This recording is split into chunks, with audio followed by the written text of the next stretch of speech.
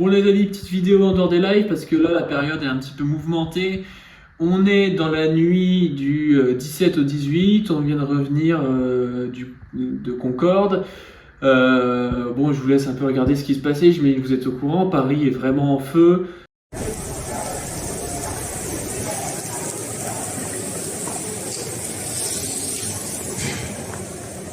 Ça bouge beaucoup, les flics sont très musclés dans des interventions, ils n'hésitent pas à faire monter aussi la sauce.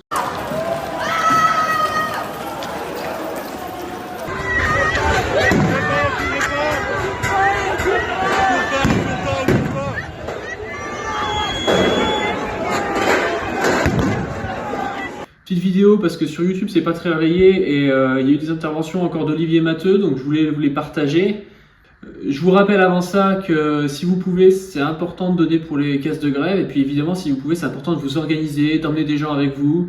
Demain il y a des manifestations dans toute la France, samedi aussi, dimanche aussi j'imagine, et le 23 mars il y aura la grève et l'appel à la manifestation par l'intersyndicale.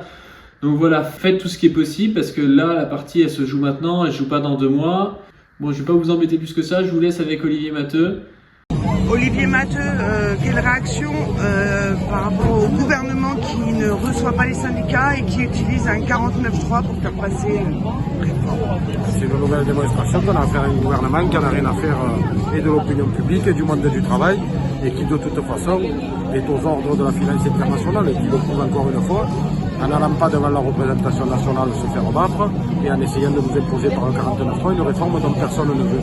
Donc ce que ça va amener, c'est encore plus de combats, plus de grèves et plus de mobilisation. Il faut maintenant que l'intersyndicale joue son rôle et qu'elle cadre le mouvement de manière offensive. Tout ce qui peut être utilisé doit l'être, mais qu'on ne laisse pas tomber la grève dans les entreprises et les collectivités et tous les temps collectifs de mobilisation. C'est ce qu'on attend de notre intersyndicale. Et je pense que hier, l'ensemble des organisations dans le département se sont exprimées pour le poursuite du combat. C'est le moment de lever la tête et d'y aller tous ensemble. Merci. Bien, camarades, le gouvernement a tenté de siffler la fin de la partie en utilisant les procédés les plus ignobles qui puissent exister. On va le dire très clairement ce soir. La fin de la partie, c'est les travailleuses et les travailleurs qui la siffleront. C'est les travailleurs et les travailleuses qui la siffleront quand nous aurons obtenu l'abrogation de la réforme qui porte le départ à la retraite à 64 ans. Quand nous aurons obtenu de leur imposer la discussion sur la retraite à 60 ans et sur le fait qu'on aille chercher l'argent dans les poches des milliardaires, dans les poches de ceux qui se gavent sur le compte de celles et ceux qui produisent les richesses. On va prendre un engagement ce soir auprès de toutes les têtes blanches. Vous n'aurez jamais honte de nous. On va rien lâcher. On va les ruiner. On va les ruiner. Ce que vous nous avez légué, on va le conserver et on va l'améliorer.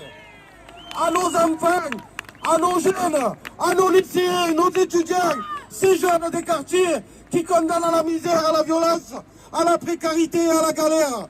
On en laissera laisser tomber aucun. Tout est à nous. Tout est à nous. On va tout leur reprendre. On va tout leur reprendre. Les camarades l'ont dit avant moi. Les camarades l'ont dit avant moi. La colère est là.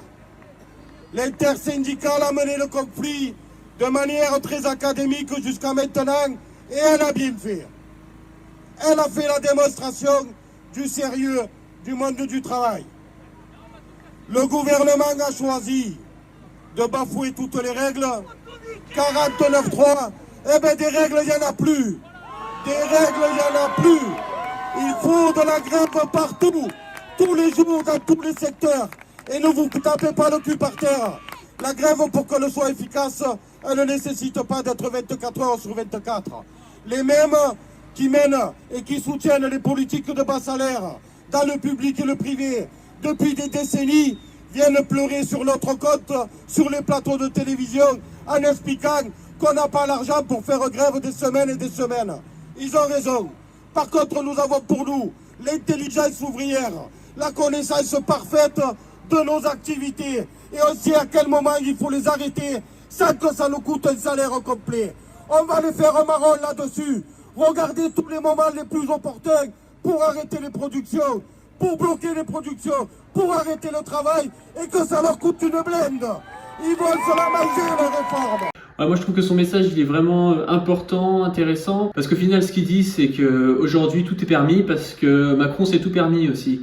Parce que le pouvoir en place ne joue plus dans les règles depuis longtemps, la démocratie est bafouée, tout le monde sait que cette réforme est antidémocratique et qu'on essaie de nous la faire passer par force. Donc la force a été employée et donc c'est la responsabilité de Macron et du gouvernement si aujourd'hui les travailleurs passent aussi par la violence. Donc bon, maintenant c'est à nous de jouer, on va essayer de tout leur reprendre.